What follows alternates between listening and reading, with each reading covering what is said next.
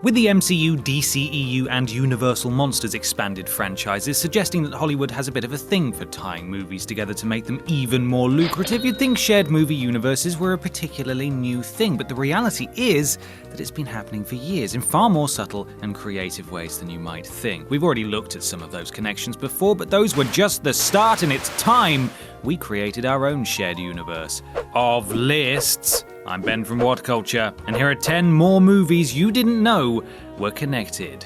Number 10. Jackie Brown and Out of Sight. Throughout movie history, there are few actors who've appeared as the same character in completely separate film universes, beyond cameos at least. There are some who've played the same historical figure across numerous releases, but generally, it's a rare phenomenon. The most famous example saw Michael Keaton appear in Jackie Brown as FBI agent Ray Nicolette in 1997, and then revive the character again a year later. Steven Soderbergh asked him to appear briefly in Out of Sight as an FBI agent, and Keaton took the opportunity to tie the two together as he wanted the audience to think of Nicolette as a real guy they could just bump into in the real world. Number 9. Caddyshack and Ghostbusters. Though it never made it into the final film, there was originally supposed to be a scene in Ghostbusters that referenced one of Bill Murray's most iconic early roles, Carl from Caddyshack. In an earlier cut from the movie, there was to be a scene in which Murray and Dan Aykroyd played bums walking through Central Park debating boxing when Rick Moranis runs past in his attempt to flee from the demon dog. Murray's bum is clearly Carl, hence the same easily recognizable voice, presumably confirming the groundskeeper had fallen on hard times recently.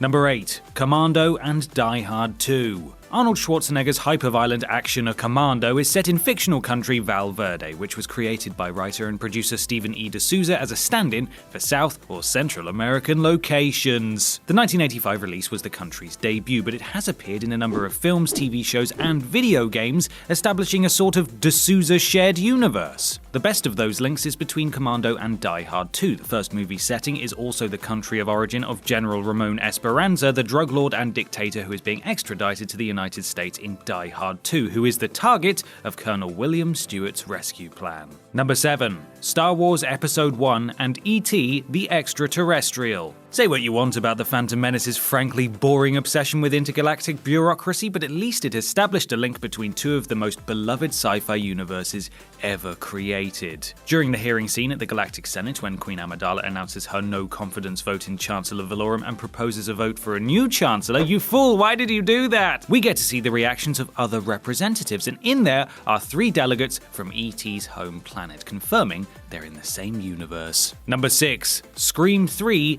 and Clerks, or Clocks if you want to get serious about this. Kevin Smith's comedy creations Jay and Silent Bob have appeared in a significant number of movies thanks to Smith's shared View Askew universe, usually as stoner comic relief. They also once broke out of that universe entirely for a cameo appearance that tied Kevin Smith's work to Wes Craven's. They turn up in Scream 3 on a studio tour on the set of film within a film, Stab 3. They greet Courtney Cox's Gail Weathers, mistaking her for Connie Chung, only for her to flip them off. Number 5. Coming to America and Trading Places. Randolph and Mortimer Duke first appeared as the villains in seminal comedy Trading Places as the owners of successful commodities brokerage Duke and Duke. One brother attempts to destroy Dan Aykroyd's Lois Winthorpe, while the other claims he can elevate Eddie Murphy's Billy Ray Valentine into a successful executive. Ultimately, their villainous plan to manipulate the frozen orange juice market is uncovered, and they lose their fortune and are forced out onto the streets. Normally, that would be the end of their story, but the pair turn up again in Eddie Murphy's Coming to America, when Murphy's Prince Akeem gives away a huge amount of money to a homeless man in New York, only for him to be revealed as Randolph Duke, who wakes up his brother shouting, "Mortimer,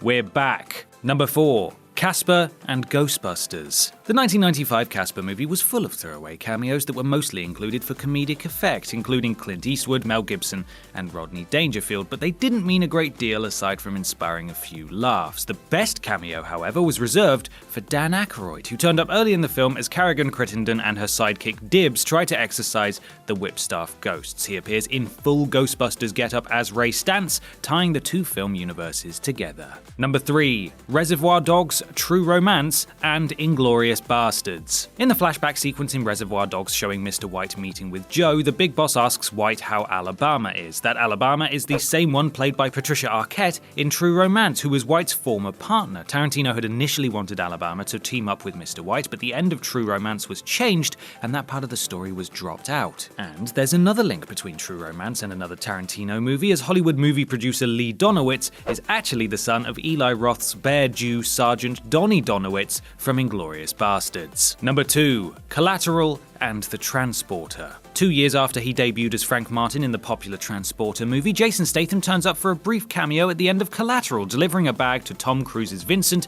before disappearing without saying a great deal. Though he's not officially named as Martin, he's instead credited only as Airport Man, it's still too much of a coincidence for it not to be the same character, and it's long been held as Martin turning up in another film universe to just complete another job. Even without the confirmation, it's quite obvious. Number 1. Wayne's World and Terminator 2. Sometimes funny cameos can end up being the most memorable part of a film, and in one scene from Wayne's World, Mike Myers' Wayne is speeding through town only to be pulled over by a motorcycle cop who takes his time removing his helmet and glasses before bending into the window and demanding to know if Wayne has seen this boy. The cop is the T-1000 from Terminator 2 holding a Polaroid of John Connors, prompting Wayne to scream comically. Star Robert Patrick revealed that the cameo was director Lorne Michaels' suggestion and that Mike Myers didn't even think it was a good idea.